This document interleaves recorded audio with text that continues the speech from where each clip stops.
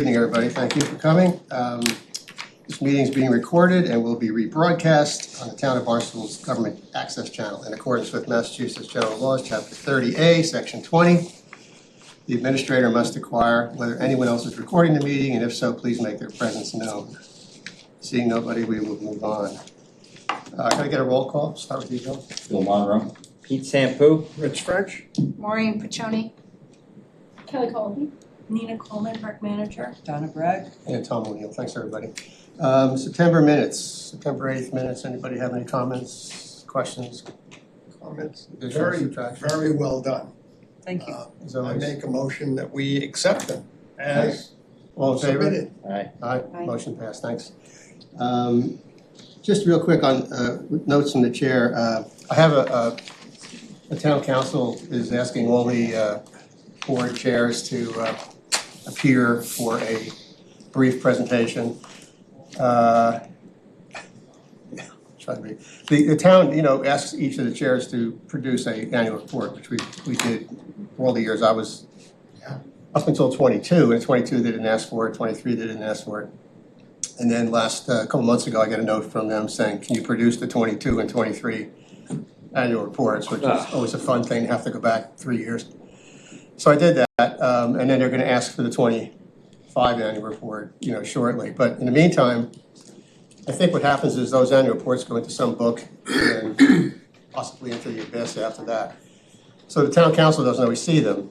So the town council, Chris called me the other night and said they'd like to kind of get more direct information from the chairs. So essentially, they'd like each chair to come and essentially present what they would present in the annual report. For, it's 3 or 5 minutes, something short. Just wanted to ask, because one of the things I wanted to highlight, they ask you to highlight is how your board's functioning, and they have this whole committee going on now with studying the effectiveness, functionality of committees. So one of the things I just wanted to highlight, I know we talked about this before, was how many years have each of you been on the board? Because I just want to mention that when we get there, roughly, We'd like to get a couple hands, feet, and toes, extra hands or something for you. 22. 22. Oh, yeah. Plus. 12, I think. 12, that's close enough. Maureen, you're the I rookie. believe I'm 4. Yeah. Pete, you must be, I said 22. oh, sorry. Who else was 22? Oh, no, I Rich, was sorry. one. I've got to be more than that. Yeah, you're more than that. Oh, God, I've got to be 27, 28 maybe, 11, a so long time ago. I'll check with Bill. Renee's only, I think, 2 years. You're 11, I'm not 12 because I was on in you were here when I got 2013. here. Yeah. I go back, Give me 11 then. I go back to 6. It's good, it's an order of magnitude number, so don't worry. Bill, how many years have you been on the Sandy Night Board? You've been on a while, too. Don't ask me. Just getting close. I go back to, let's see, who was on the board then? Lockheed Crocker. Yeah, right. George Washington? Yeah, George Washington. Richard Clark was the guy that nominated me, so he was on town council at the I asked time. for a biography, just give me the Yeah. years. I don't know, I was He's supposed to been be dead a here long before my time. time. Yeah. All of them. Yeah, Bill we was already voted. here. Nate Yeah, we would have been voted in- to, Nate would have been Yeah, there. hi. The furniture, yeah. Nate, it was, It Nate. came with the fund. So 20 years? yeah, Nate, No. oh, more than 20, I would say 25. probably something like that. Okay, that's close enough. Thank you. I just want to make sure I mention that in the present, because they're asking questions about how your board functions. Okay, correspondence, No correspondence. okay? Staff report. Now, hopefully you've all downloaded the staff report onto your I can hold it like this. No, here, I've got another one. instructions. Everybody can look at mine. Yeah, I don't need that, I have notes. So, as the board members know, the smart board is missing. So I will be working off of this information that we printed. But Donna will have it in the minutes. At the end of the minutes will be the actual presentation, so they will be available for everybody. All right, staff report.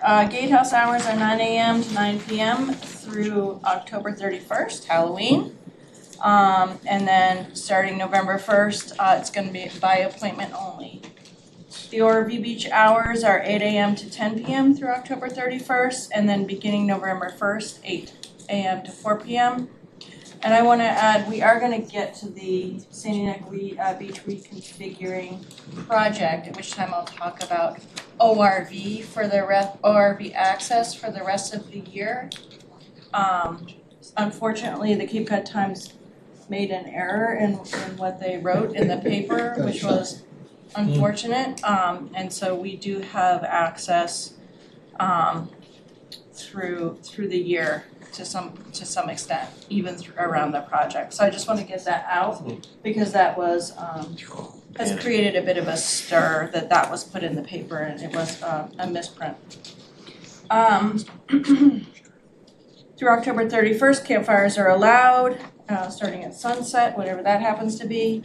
And our speed limit on the beach is 15 miles an hour. It's really tempting to go super fast this time of year, but keep that speed down, please.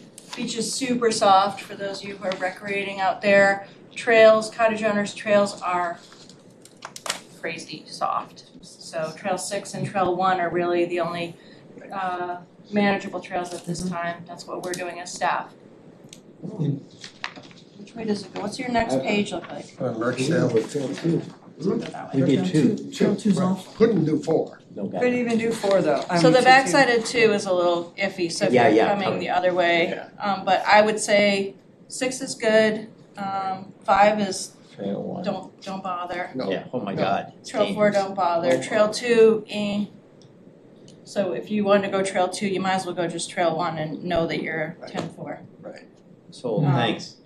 Can you communicate with the cottage owners about that? We just found that out today. We just found out today. I'll send out the emails to you and to Kathleen to make sure that, How about the connector?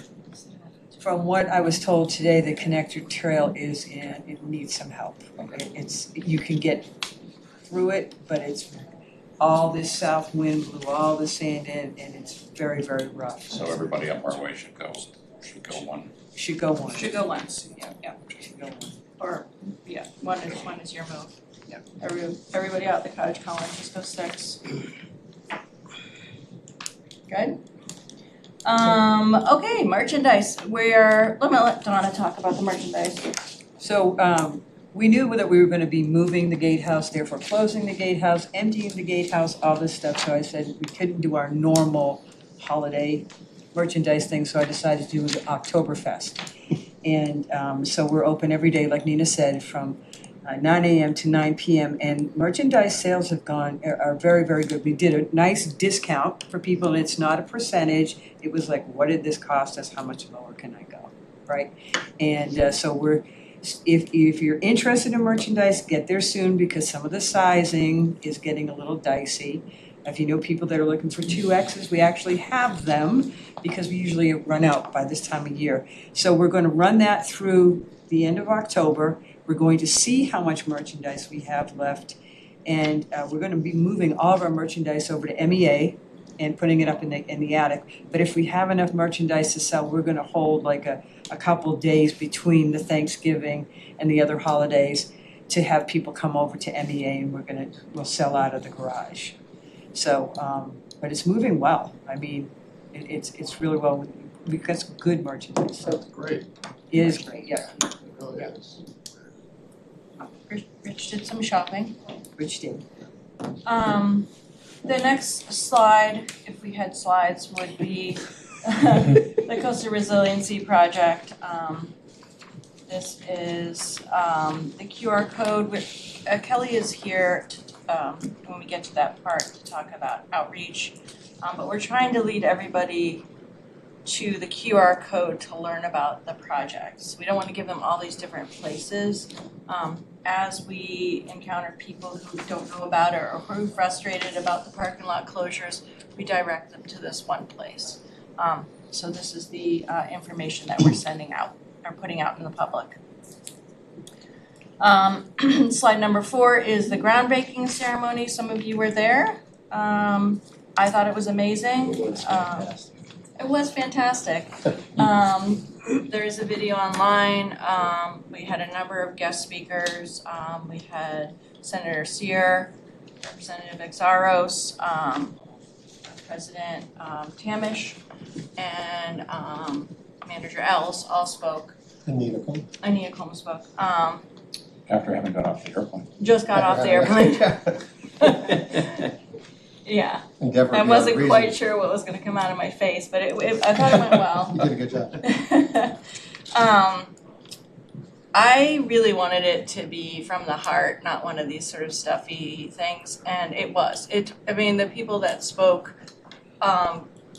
care so passionately about Sandy Neck, understand how important it is to this community, how important it is, as open space, and I just called it a love fest when people ask me. And it's been a lot of years that we've been working on this project, and I think that was a little bit of a release of all of that. So those of you who came, thanks for coming. Tom was there. So again, if you want to see the speech, I don't know where it is online. It's somewhere. The Barnstable Government Access has the full video. There's a full view. Thank you. I can send it to Donna to include in the minutes. Perfect. Thank you. September Coast Week, Donna? We had a fantastic Coast Week this year, we really did. Kudos to MBBA. We can't do anything without you guys, I'm serious. It was wonderful, we had 30 people, pulled up tons of garbage, including, I believe it was Mr. Billadu helped us out getting all the burnt wood off the beach.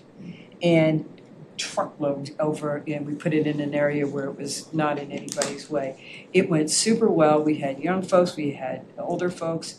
MBBA threw a really great lunch, hot dogs and sausages and all kinds of good stuff.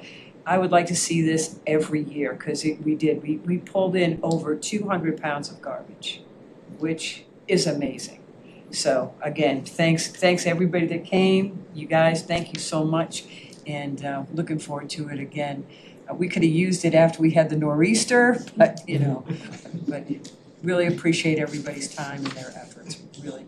Yeah, I just have to say, MBBA is an amazing symbiotic relationship with Sandy Neck. Yeah. It's so crucial to have that kind of relationship, and we really appreciate it. So thanks, you guys. One of the things you can say about MBBA, they are consistently great stewards for the beach. Absolutely. They really, really are. Great. Are you guys' heads big enough now? Oh, sure. It's true, all of it. In addition, this fall we had the clam crawl came back, which was a running event for the Massachusetts Shellfish Officers Association, where the proceeds go to high school seniors as a scholarship. So the clam crawl, we call it, it went extremely well. Staff helped out. The shellfish crew came in on their day off. Liz dressed up as an axolotus, which is in your picture there, to greet people on the trail. And yeah, there it is. The paint thing? Yep, it's just like a salamander creature. I thought it was a pig. No, that's an Oh, axolotus. it's got a tail, Yeah. a big fat tail, okay. So that was really great that they started that back up. We were a little worried because one of the lots was already closed, but we just made do. And we hope that this becomes an annual event. Eagle Scout project, I can report on. I don't know, Bill, if you're involved with that one. You guys have been more day-to-day with that than I have. And which student is it this year? for this Damien?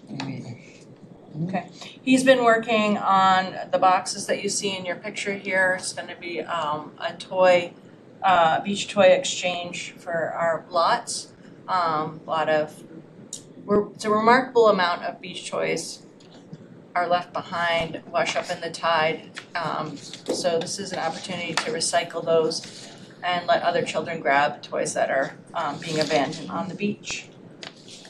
By the way, I guess just, Bill, at some point we should get Damien either now or maybe wait till the spring. I'm not sure how it syncs with his schedule, but get him back in here to talk about the project and. Yeah, well, let's wait probably till the spring. I mean, it won't really roll until after. Yeah, I just wasn't sure if you want to get them in sooner, but whenever you're ready, tell them we'll get them on the agenda so we can come in and we can get I think them. it'd be great once we get the boxes set up. That's what I was thinking. That's what I was I getting didn't know if at, it is was to maybe- kind of roll it in with opening of the parking lots Yep. and Yep. all of that, Okay. you know. Sounds good. That'll be something else fresh that pops in when everything else fresh pops in, so, you know. It's gonna be very fresh. Very fresh. All right, and then finally, not finally, but we had, so it's hard to do the staff report when the vast majority of what staff's doing is dealing with this project, and that discussion is coming later in this talk, but the project is cooking, it's happening, and part of the project is to scavenge the plant material where they're going to be putting in the new lot. And so we had a large group of Upper Cape Tech students come and spend a day with myself and Anne Marie and other staff. And we bucketed a number of different species that we pulled out of the area, which will then be watered, healed in for the winter, and then replanted in the spring on the back dune. So there's the big primary dune that's being built right now. That mostly wants to be beach grass with a little bit of woody material on the backside, and then parking lot, and then secondary dune, also known as a screen dune. And that's where we're gonna put a lot of the Hudsonia and the goldenrod and all this other perennial plants that we were able to salvage out of there.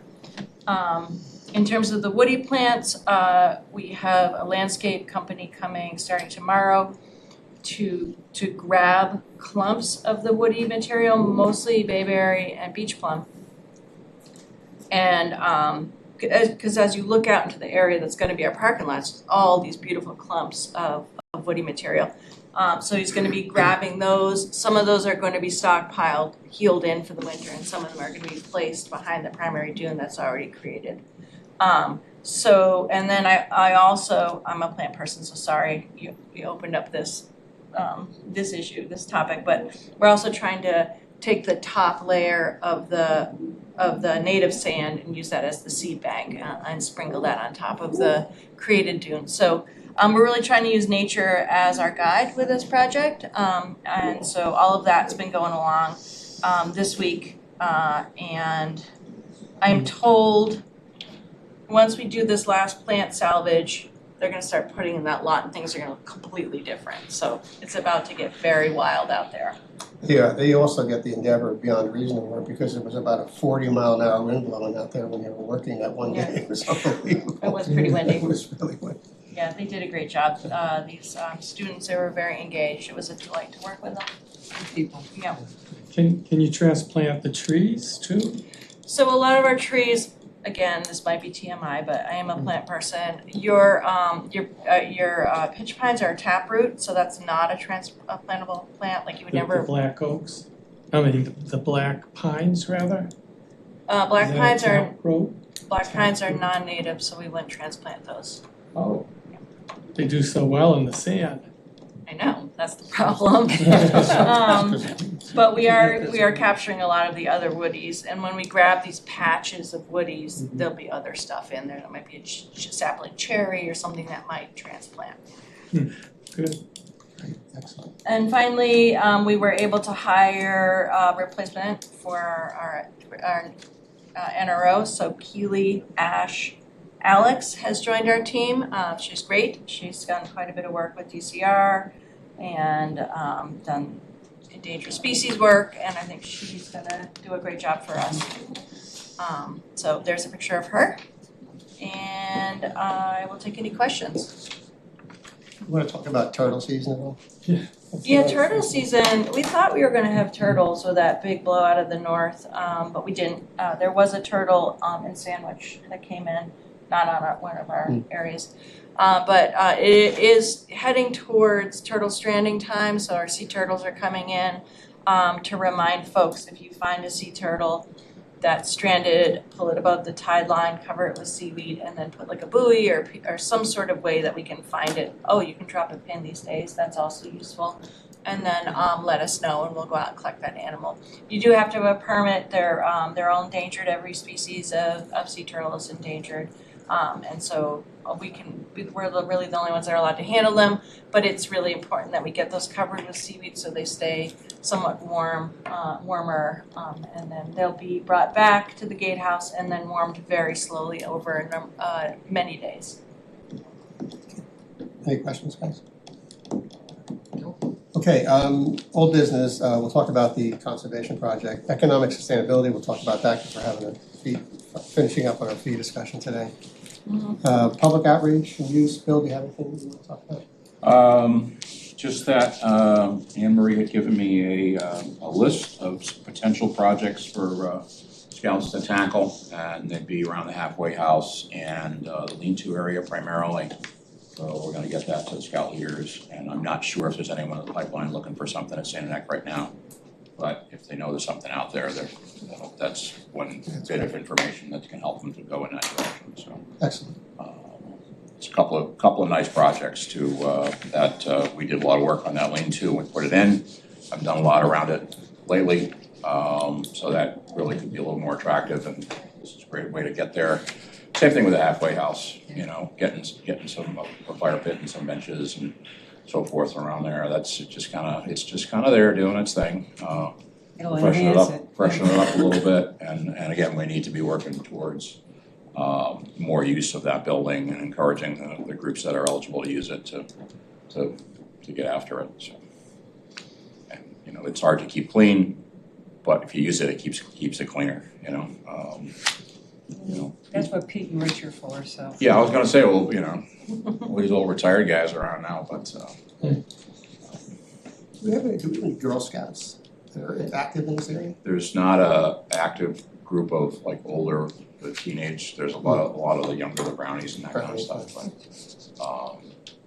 there was a small group in Centerville, but they've moved on. Okay. To my knowledge anyway, I'm not, Yeah, okay. I just right on the edge of it, but. Yeah, so on Sunday, before it got crowded at Sandy Neck, I was able to lead a walk. We only had to park 3 cars, there was plenty of room there, and we got out when the crowd were, I took a group of about 6 or so people out on an open space, with those walks they have at the town. Anyways, it was advertised for it. But the takeaway cool thing about it is we're coming back, we made it as far as the Nickerson corner, we're coming back because the tide's coming in. And I pointed out a little baby turtle trail going up the side of the marsh trail. And then Tim and his wife Dominique were in front of me after I showed them this, and then Tim, just about me and Maureen, found another track and followed it back down. There was a little baby turtle. Oh. And so Dominique was able to carry that in her hands. We walked out to a ditch and it made their day. It was great. So that was real nice. And again, we got out before it got too crowded. There's a lot of walkers. Rich and I were out at the halfway house last week as well. We are committed to keeping that up and functioning. I will mention I am not gonna have any interaction with Sturgis. So I will not be leading out any student groups this year. Okay. Not my choice. So I will try to get someone else to take the reins on that, although we'll see. So I'm working with some individuals privately and that are teachers. Right, of course. Okay, thanks. So let's talk about the project. You want to just do it? I do, yeah, so I kind of gave a quick overview, but they're creating their primary dune, right now, so the trucks are coming, like trucking in A lot. a lot of sand. The asphalt eater, which is not the right word, but that's what I call it. Milling machine, right? Look at that, came up and ate all the asphalt. And That's a technical. She's playing. Noisy. Yes. Anyways, so they're using that as the base, so that's all stockpiled, and when you see it, you'll see the different color piles of sand, but, so that's all stockpiled, and that'll be the base of the future lot. As I said, so the far east corner, they've already dug into like the virgin land, and now we're like directly behind the bathhouse is what they're gonna do once we get after the plant moving. So, huge, wide primary dune, massive. I drove the UTV on top of it, just so that it could happen before it all gets vegetated. And then parking lot, and then secondary dune. And then way off to the right, way off to the east is the drainage basin, which you can actually see from the access trail. So the best way to view the project is to go to the access trail. It's kind of shocking. So, quick question. Mhm. Does that mean once the drainage pond is full, we'll be able to drive our vehicles through Through the pond. First of all, like they did in the parking lot? no. First of all, I don't think it's ever gonna fill up. We have a drainage ditch for when they built the bathhouse, and I was like, please, because there is no Sand. sheet flow I- anywhere. I was tongue in cheek. And then the whole center of the parking lot is a swale, a rain swale. So I think that'll have water in it now and then, but it's the overflow from that, I don't think that's gonna happen often. But they had to do it per the regulations. So they're very busy with that right now, really just setting that all up. And as you know, we had our second closure. So the first closure was the lower lot. The second closure was the lower lot stays closed, and then the upper lot was closed the day after Columbus Day. And so we needed to it took a few days to secure it because they were not even allowed to have people hiking in there even on the weekends. There's equipment everywhere, it's trip hazards everywhere. It was a project to plug the holes. People just kept popping up into the work zone from all over the place. We have, if you go down Sandy Neck as you drive down, there's this huge sign that says lot is closed, and they're still going down, you know, and so, but the RV remains open. So that makes it confusing for people because the road's not like shut off, so they still go. But that's where we're at right now. Upper and lower lot closed. It's buttoned down as best we can with signage and fencing, and it's gonna be that way for a while. Can we just talk about the access for folks though, because we still have people that want to hike, we still have people that want to go to the beach. So what we're instructing them, we have limited parking around the gatehouse. We tell them to park even where the employees park, we'll put you wherever we can. You can either walk the marsh trail to Trail 1 to cross over to go to the beach. If you want a shorter route, you walk up the road to the access trail. It's a lot quicker, and then you just get right down onto the beach. So we're trying to accommodate hikers and walkers and people that want to go see the Neighborhood. beach, you know, but we just can't let them pass the gatehouse in a vehicle Unless they're going off-roading. unless they're going off-road. But right now, we're there greeting people, so it's working out. The biggest issue was people would hike down the access trail and then walk right up the new dune, right into the path of the equipment. So I think we've buttoned that down. So starting November 11th, our next closure is happening. So we're moving on to, and again, that's why Kelly's here from the outreach for the DPW department to talk about how we're going to manage outreach for this next closure. So the beach will be closed, or the park will be closed in front of the gatehouse. We will have access for hikers and cottage owners to the marsh trail. So there's still one parking lot. It's gonna be closed in front of the gatehouse, and then folks from the neighborhood can cross and walk down the marsh trail, or cottage owners can go down the marsh trail. So the gate will be left open during the day, to get out the marsh trail? So they're going to actually use fencing to close everything, but have a line going off to that right, where we have the Please don't. where we stage people when the parking lot's closed, that will be an open lane to the Marsh Trail. By way of nothing, Yeah. I happened to run across an individual that in January, they run a fat bike race.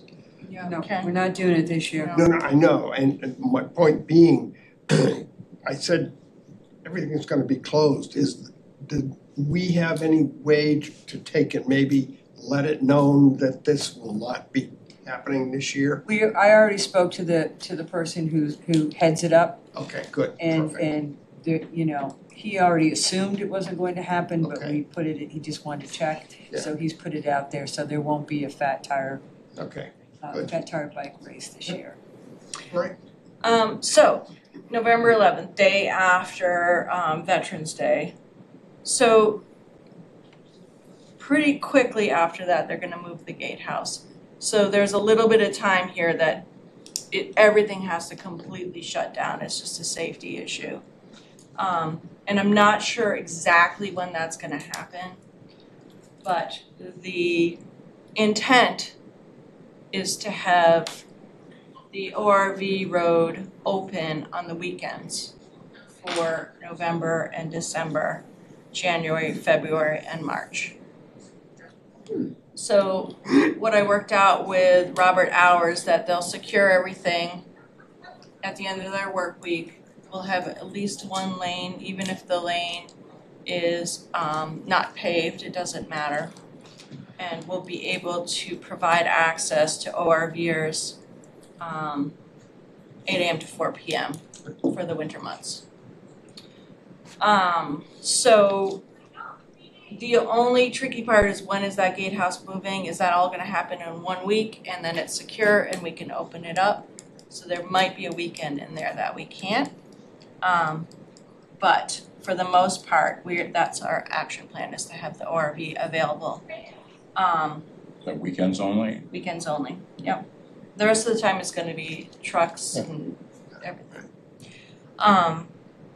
So I'm gonna turn it over to Kelly to talk about the different conduits that we can use to communicate that information. Yeah, sure. So I have a handout. Feel free to pass around, share. I don't know how many I have there, but as Nina said, my name is Kelly Colby. I'm the communications manager for the Department of Public Works. So you all met my assistant, Chris Gadd, the last time he came to brief at the start of the project. Essentially, my goal today, this evening, was to go through, just as Nina said, what communication tools are available to us, what have we done to date to support communications and outreach, and then some of my recommended next steps based off of the briefing that Nina just provided you. So we don't necessarily have to go line by line, but there are a lot of tools available for communications and outreach. So we have tools specific to the Department of Public Works that we've been leveraging, but I also work hand in hand with the town communications department as well, Director Lynn Poyant and her staff with Barnstable Government Access, to leverage all of the town's communications assets as well. Just as Nina said earlier, the project website, we created a short link so that it's easy for folks. We created the QR code that people can just scan, but that project website is what we're considering our source of truth. Now, we have information on the town website. We also have Barnstable Water Resources, which is a, as I said, water resource website run by the Department of Public Works. It primarily was designed around the sewer expansion project, but over the last year, we've expanded that website to include coastal resiliency projects such as Sandy Neck, as well as drinking water and other water-related information. So we support everything we put out, and everything that we're driving folks to towards that project website, we support on Barnstable Water Resources as well. We also have a dedicated newsroom on Barnstable Water Resources where we have a coastal resiliency tab for all of the Sandy Neck related communications and media releases that go out. In addition, we have a number of different ways we can reach folks through email. I know Nina has contacts for permit holders that we can email. We also have the cottage owners email distribution and network. In addition, we have the town's newsletter distribution, their weekly e-news, and then Barnstable Water Resources also has a dedicated email newsletter subscription base. So we've been pushing content out primarily through the town channels right now, the Barnstable e-news and then our Water Resources email. But we can certainly look for opportunities to utilize the additional email resources we have. In terms of social media, the town has their social media channels and Barnstable Water Resources has complementary social media channels. So we've been pushing information out on for both of those accounts as well, and that's primarily Facebook and Instagram. We also have the My Barnstable mobile app. Over 10,000 subscribers have the mobile app. I highly recommend it. It's fantastic. If you have it, you've probably seen that throughout the busy summer season. We constantly are posting updates, or I should say, Nina's team is posting updates on access and parking at the beach, but we are also using that to push out short, quick updates for construction as well as any access limitations. And then in terms of press and media, we hosted the groundbreaking event. We've been sending out formal media releases and construction updates. And then we specifically are working with Heather McCarron from the Cape Cod Times to post a correction to her most recent article. So we can talk a little bit about what that's going to look like moving forward. And Heather's going to continue to follow the project. So we'll just continue to be an open resource for her for information. And then one thing I also added under available tools that we haven't really leveraged as much as we probably could are the public meeting space, specifically in my mind thinking of town council. So for Barnstable Water Resources, I produce an update for town council every month, and I report on any water-related projects that we're working on. So there's an opportunity to certainly include updates for the Sandy Neck project there, as well as in the town manager communications to town council. And that's something that I can work directly with Nina and Amber Unruh from our office to make sure that the content is in line with what we're putting out to the public as well. So communications to date, I noted there's the project website, there's also the multiple other web presences that we have. We did, when Chris was here briefing the group, we did put together an abutter letter that went out prior to construction and the contractor mobilizing. That was really to help set expectations about what the activity was going to be like, what disruptions folks may experience, and then ultimately sort of set the stage for the timing of the project. Additionally, I noted we've put out 2 media releases thus far. We were talking about another potential media release to clarify the ORV trail access, but then we'll certainly be putting out additional communications as the project continues to progress in thinking in line with that November 11th date.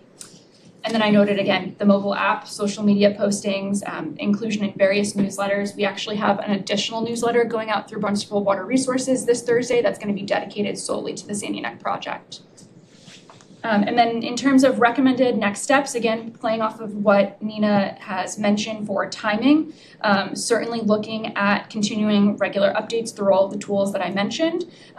Consider leveraging the direct email that we have with cottage owners and or with permit holders to further clarify access and construction progress. I had on here just to start thinking through when they're preparing, the contractor's preparing to move the gatehouse, is there any additional signage we need to potentially order or think about placing just to get ahead of that, some of those more, sort of concrete closures and access limitations. And then media coordination, continuing to work specifically with Heather McCarron, as well as issuing media releases with project photos and visuals. So we actually have a dedicated content creator. She's an intern currently who's working for Chris and I at DPW, but she's fantastic.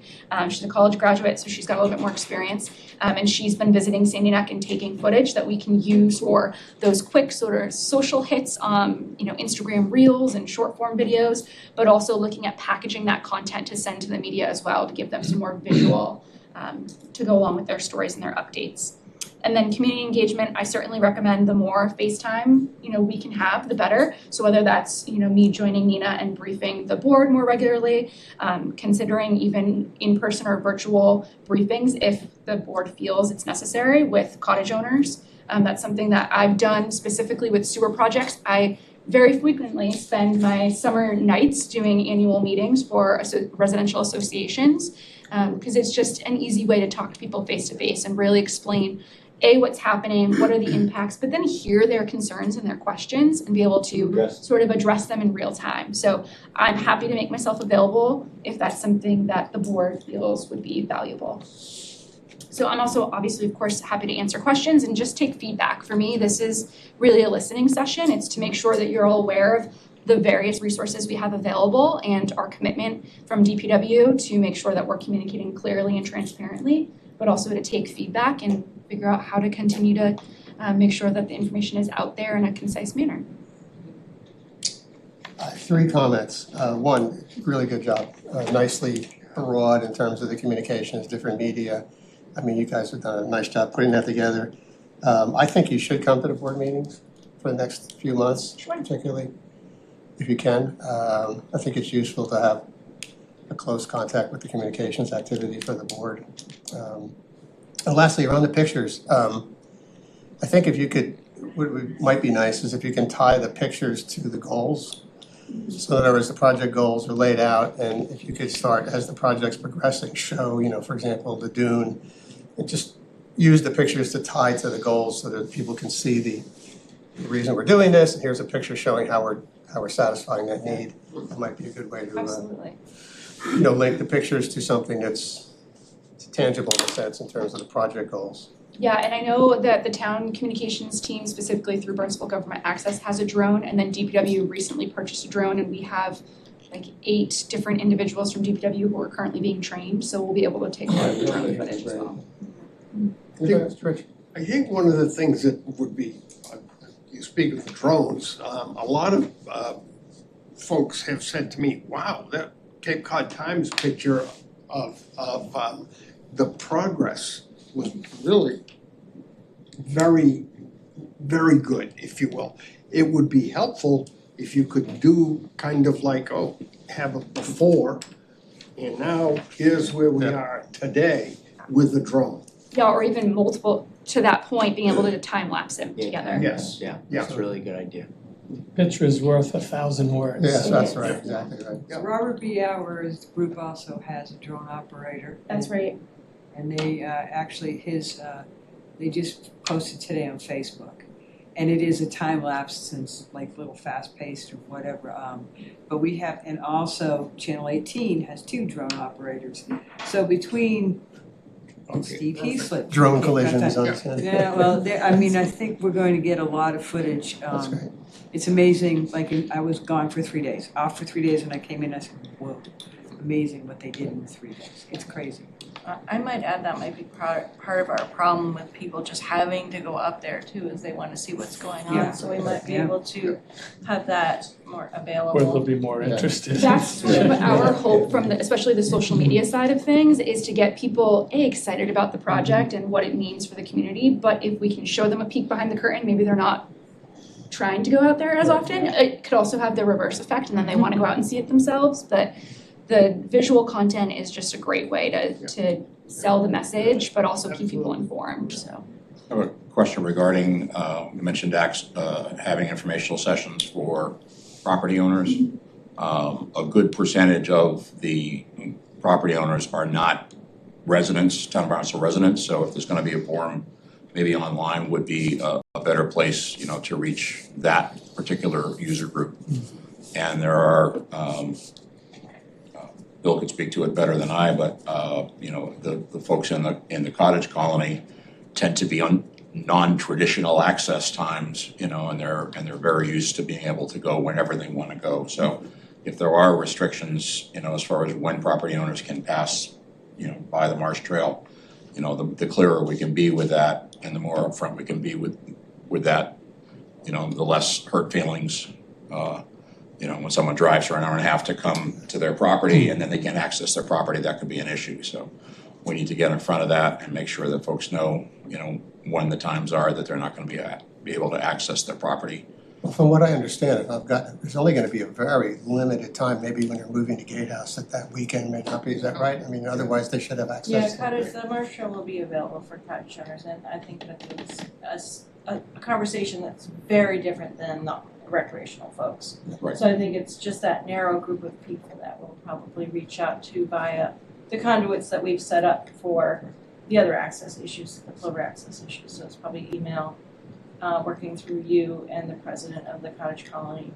And I know she puts stuff out on her social media, so you gotta kind of wiggle that information into just that small group of people. Excellent. What about the MBBA? Have you guys got what you need to communicate to your members?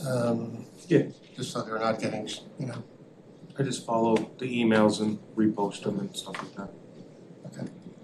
Yeah, we can get campers out there if somebody wanted to camp. We could get them out there on Friday. after the work is over. I think we just need to kind of work through that together. Yep. Have And you also- been, Oh, go ahead. have you been sending out emails already?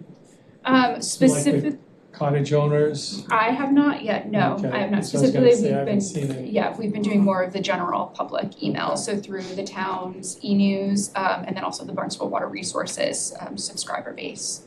So when will you begin the email blasts? Yeah, to cottage owners specifically, I Yes. think as soon as we have a more concrete schedule on what that gatehouse relocation looks like. I always like to say, in terms of the sewer projects, because that's mainly what I'm communicating on a daily basis, the more notice the better. My sort of golden rule is 2 weeks minimum if you can, and I think with this project, we'll likely be able to nail that down pretty quickly. I need to know when that gatehouse is moving, what that means. My understanding is there's a couple of days where it's gonna be up in the air and all this stuff is around so I need to know that specifically before we start communicating. And so I agree 2 weeks is probably the minimum. Yeah, November 11th is coming up. November 11th is coming up, yeah. You but suspect the that'll be fairly soon the after gatehouse November isn't- 11th? The gatehouse isn't moving on the 11th. They still have to do the infrastructure. The concentration right now has been, the focus has been the parking lots right now. Yeah. And that's exactly the way the plan was laid out. So they still have bids for structure where the knoll is that the gatehouse is gonna go on, that is going to have to be taken care of, some trees taken out, leveled, whatever they're gonna do. We actually had some folks there today looking under the gatehouse, so that was a good sign. Have we sent any emails out to permit holders for the recreational or beach? I get them from you guys, so I don't necessarily know if it's coming as a permit owner. Yeah, that is also forthcoming very soon. Again, once I lock down exactly when we wouldn't be able to have it open on the weekends, I need to have just a little bit more information before I send that out. Because there's gonna potentially be a weekend that we'll have to be completely closed down. And I don't know the answer to that yet. But the vision is it'll be open on weekends through the winter. So, I mean, very you're not gonna catch everybody, no matter how well you communicate, so there'll inevitably be a few people that show up or whatever, but from what I can see, this was a pretty thorough plan, so. But, and by the way, the neighborhood, which is with some extent of worry in terms of the trucks, honestly, they've been a non-event. I mean, they've really been quiet, as you can be when you're hauling 40 tons of sand in a big truck, but it's really been a very quiet project, really, I'm shocked. So good jobs to the team. They've done very well. we definitely gave them that feedback Yeah. because they were asked to go slow and not Yeah, do jack no, they- brakes through the neighborhood and that's what it seems like is happening. Yeah. Okay, while we have the public, any comment on this Questions? project or questions from the Actually, public? with the whole resiliency project, when it is all done, will there be information, educational boards, something so that people can gather an appreciation of everything that's gone into this to understand the sensitivity? It just seems like it's a really big learning moment. And just the things you described here tonight, I mean, the casual observer would have absolutely no idea, wouldn't understand, but I mean, Yeah. I think it would be, if you haven't already planned it in, it would just be of huge value. It's actually part of one of our grants is to provide information in the parking lot. We're working on that presently with our consultants. Your plant stuff is really cool, and you are Yeah. definitely a plant geek. You're a plant geek? You're a plant geek. Oh, I'm a plant geek. She's Yeah, a that's- bot. That's a good thing, that's a good thing. Yeah. That's a good thing. Yes, we've done a ton of outreach. We've gone into many schools and colleges with a technical overview of this project, which was part of our requirement through one of our grants. Can't believe I didn't say it. Everybody knows we got the CZM grant for $1.770 million. Great. So, That's yay. amazing, that's great. So we're doing awesome. We already took $1 million out of surplus for a match for the MVP grant, which was $2.8 million. So this additional money puts us in a really good position for minimal debt service, or minimal debt that we'll have to take out. It's gonna be under $1 million that we have to take out. Well under $1 million. I love And so Did the contract come in for a lot less? the contract came in under Way bid. less. Wow. Yeah, but that didn't include, there's contingencies on top of that Yeah. weren't part of that contract, so when, So it may increase. no, we budgeted 6.6 and the project came in at 5 Up on 1.5 or something like that. yeah, so 5.5-ish. Wow, And $1 million so, under bid. Well, that was, you know, there's keep in other mind, that was a costs, yeah. You know, it's, you do a best estimate, but That's a what's lot. real is what the guy's willing to do it for. Guess how? That's the real number. So there was 9 bidders and plenty of them were above that. It's just, you don't know what you're gonna get. Wow. But financially, we are sitting really, really well. We're gonna come to town council this next week. Is it next week? Yeah, I think it's Thursday. Or this Thursday? Darn, it's already, to ask the council to accept the grant, which I'm sure they happily will.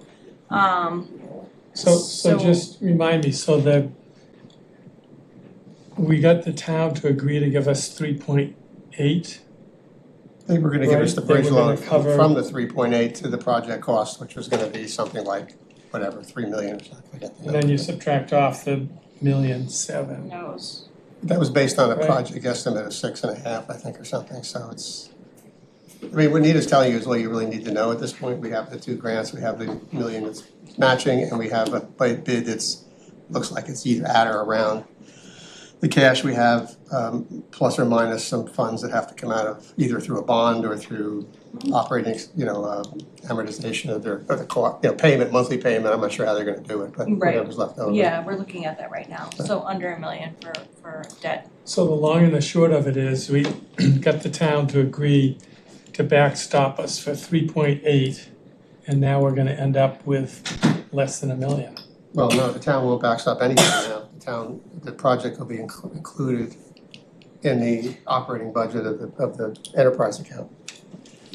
So anything that's not covered by a grant or the $1 million they've already kicked in will be covered by either as an operating expense and payment monthly or whatever towards a loan or towards a bond. Yeah. I don't know what the town So will secure the money. I can send you this stuff, Bill, because I don't wanna confuse the public.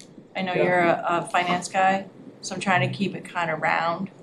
But basically what Tom is trying to say and what the public should understand is this project is not taxpayer money.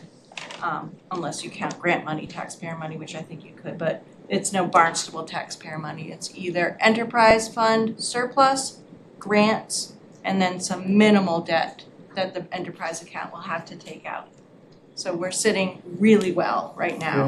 Yeah, sounds like it. There was a lot of concern, and what Bill is talking about is we had to kind of, we had to do all that hoping that we would get a grant. And we did get that grant, so we're sitting in a really good place. Yeah, the timing of the grants does not always work in your favor. We got the first grant, which had to be expended within a certain time frame, and so the other grants were pending. So in order to, we either, if you don't do something, you can't start the project because you don't know if you're getting the next grant. So we just got the town council to give us the bridge loans so that hopefully that one of several grants we're still applying for would come in, which is what turns out happened. And again, it is important to mention to the people watching that this is an enterprise account. All the money that's expended at Sandy Neck is paid for by the revenue of Sandy Neck. So, and that'll be the case for whatever additional funds need to be spent on the project, but it looks like it'll be a relatively small amount. And then bathhouse, I think the bathhouse bond comes off in a Fiscal year 30. few years, so that's another benefit too, so.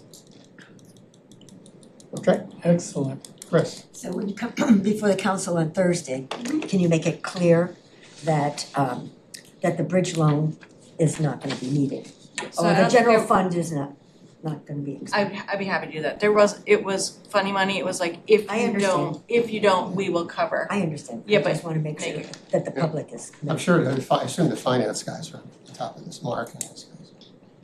But Yes. yeah, it's not needed, so. That's great news. Mm-hmm. It is this Thursday. Okay, Agenda. copy. Okay, thank you. After, how many years? 10 years? This is really rolling along now, so. Park regulations. Yeah, the staff doesn't have any regulation proposals for this year. Okay, There really wasn't any big things that we wanted to change. As I mentioned, regulation changes are a heavy lift. Got plenty going on. Yeah. There wasn't anything that was really important for us at this point, so we hadn't made any recommendations to the okay. board. Anybody have any questions or discussion on that? Okay, fees, I think are gonna be a similar story. Yeah, so fees, that was part of the financial piece that I just was speaking of. I had asked, we had fees on the September and October agenda. And I had asked to wait to see if we had received the grant or not, because we would have had to kind of make up that difference. We did receive the grant. We had fees raised in '25. We generally raise fees every other year. So I'm not recommending a fee increase. There was a period of time where I wasn't sure what access was gonna look like. So I wanna have a quick discussion about that because there was questions about prorating. But as I mentioned, January, February, March, which would be the new permit, we will have weekend access unless something happens. I mean, anything could happen, storm could happen. So we will have weekend access. To be fair, there's not a lot of ORV use that time of year. April, I'm told the plan is to be fully open in April. Remember, April is still 8 to 4. But at the very least, we'd have weekends. Most likely April, we would be every day available. And then May, we're back on track. Again, I can't guarantee it, but that's what Robert Auer has said to me is our plan for access. So I don't see a need to prorate from that. I think it's pretty open. And we would just continue to communicate. One of the ways we could handle that is when we send out renewal applications, we can say, please note, January, February, March, there will be some reduced access. But I wanted the board to think about what I'm saying and decide if we should carry forward with our regular rate. Can I just clarify? So in April, the ORV users will still be able to use the beach, right?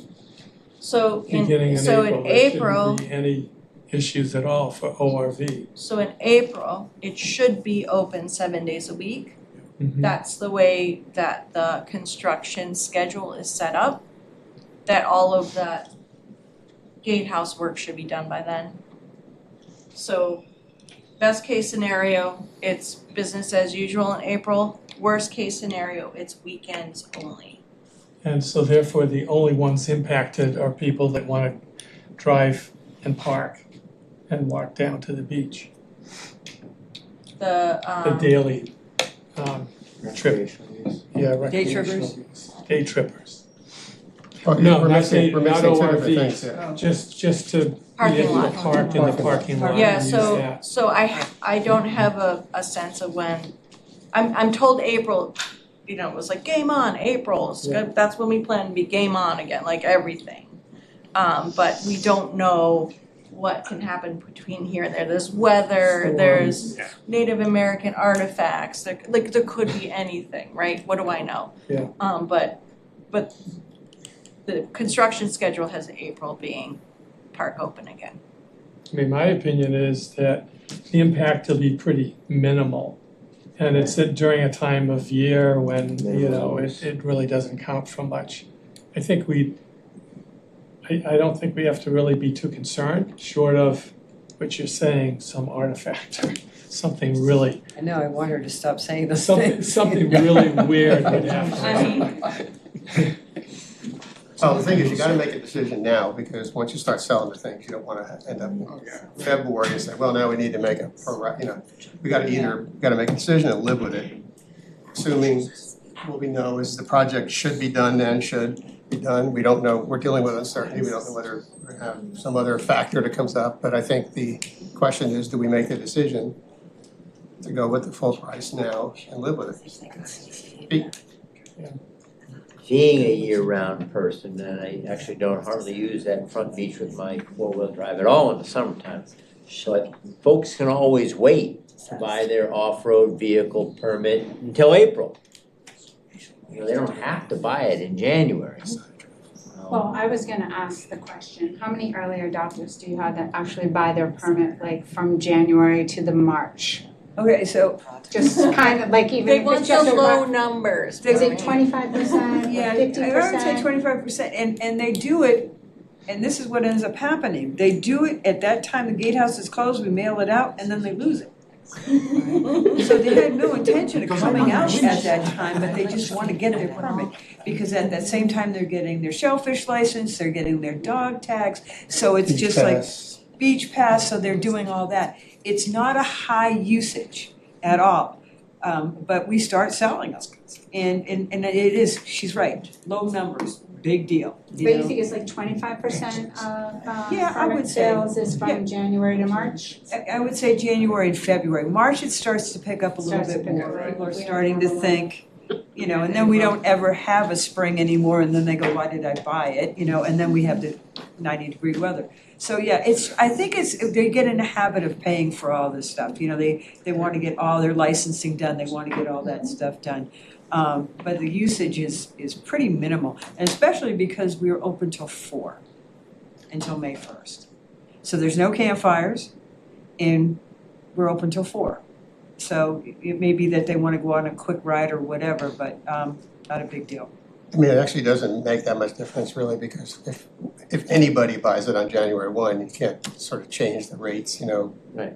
March or February, or even though people may buy it late. So I think you got to put a stake in the ground. Yeah. Now, and just agree we're gonna, Keep it- whatever we. And Keep it again, regular. it's gonna be open on the weekend. Yeah, it's Right. So- yeah.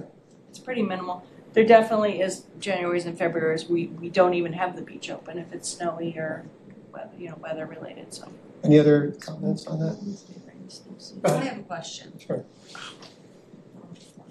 I live in Mashpee, and I am very confused as to why my non-resident sticker is more than double of what Barnstable's sticker is. I think that's grossly unfair for a beach.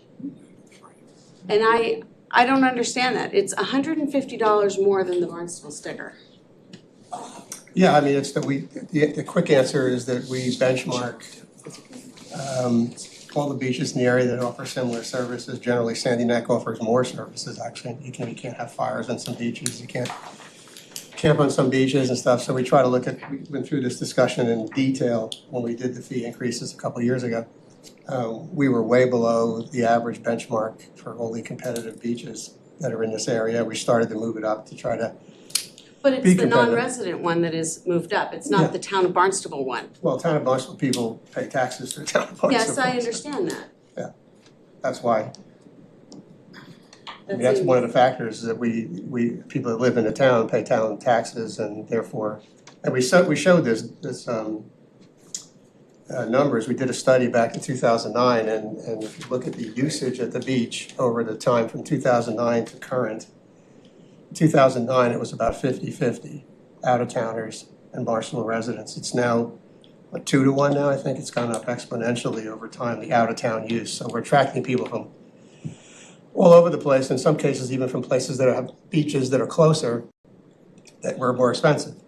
You know, so we did a lot of benchmarking. We looked at our cost structure over the years. We have to, you know, as I said before, it's an enterprise account, so it's a little business. So to, you know, effectively have a P&L, they have to have an ability to cover capital costs if they're buying trucks, and they have staff costs and all these things that are all have to be projected in a budget. And that's what they do. They do a budget. They look out in the future, and they see what their revenue is going to be. They see what their costs are going to be, and you have to make that match. So, as you heard, we got the project, which is another factor, which will require some additional bond or some other cash that has to be spent over time to pay for the gap in the project costs.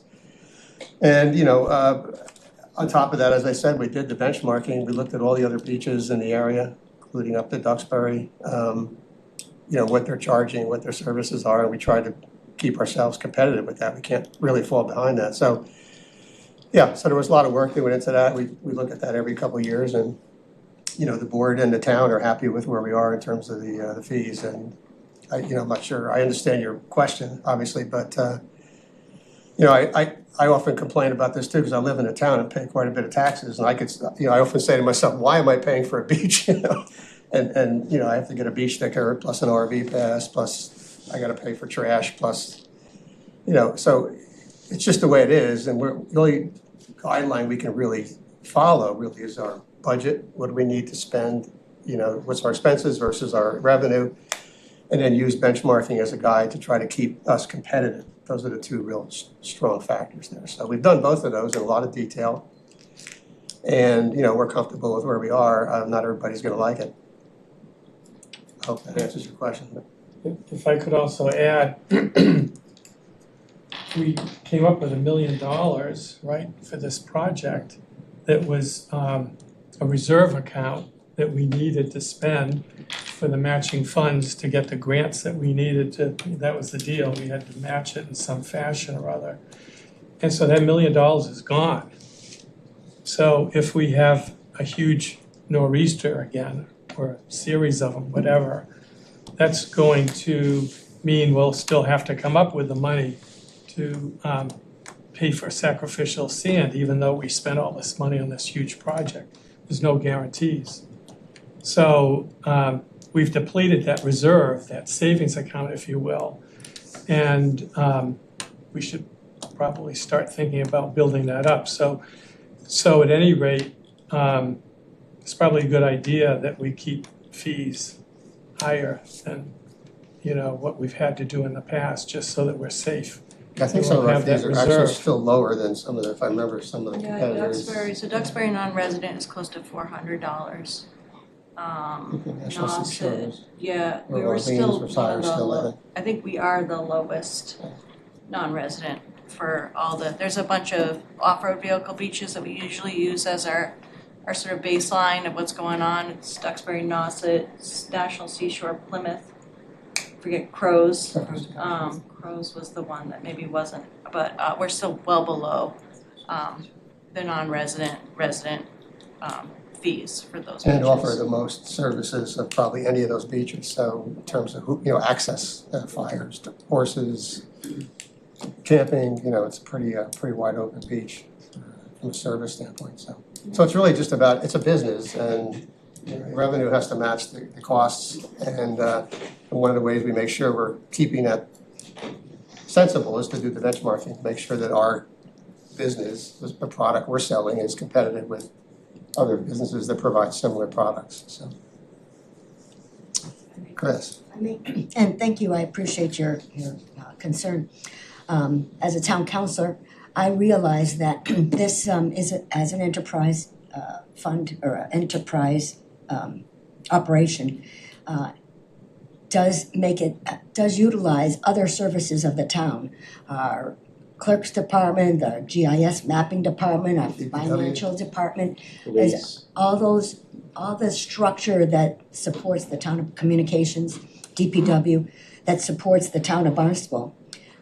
That expense is borne by town of Barnstable residents. So we support the town that supports Sandy Neck, we Barnstable residents. So I appreciate out-of-towners doing their part to help get the job done.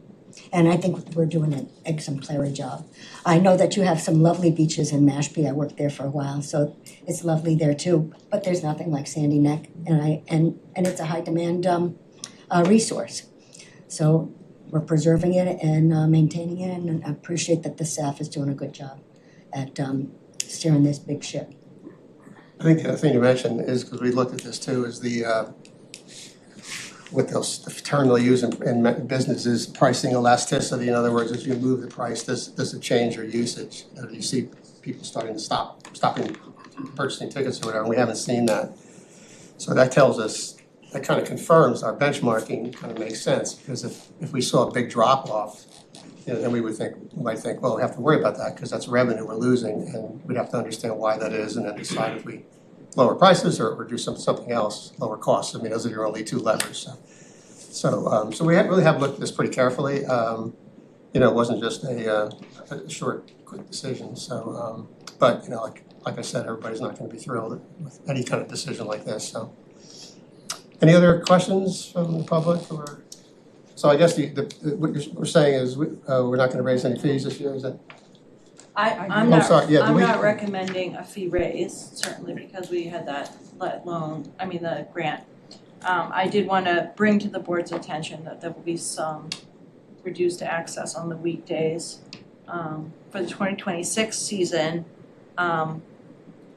I'd like to carry on with the rates as they are, but I wanted to make sure that the board heard about it and the public heard about it, that we're moving forward and the board would have a look at that. We certainly can prorate if that's something that you feel like we should Do do. you need a vote? Do we need a vote? I'm Yeah, in that's- support of keeping the fees, not doing any prorating. So we can get a vote on that, it's a negative vote, but, Well, We I could think take a you vote. make a I'll motion. take a vote. Yeah. Yeah. okay, so I'll make a motion that the fee structure remain without any increases this year, and that the fees will be as currently documented in the Sandy Neck regulations. Second. All in favor? Aye. Thanks, motion carried. I have no idea what I Just a said, so quick- just, Just a quick sorry, go ahead. question. Did that also include the regulations?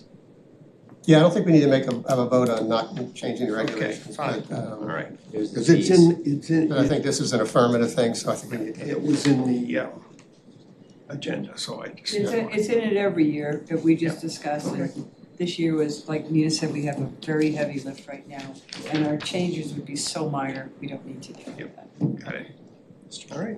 Okay, nothing else from me. Any other additional public comment while we're here?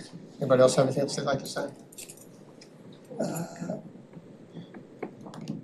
Nothing for me.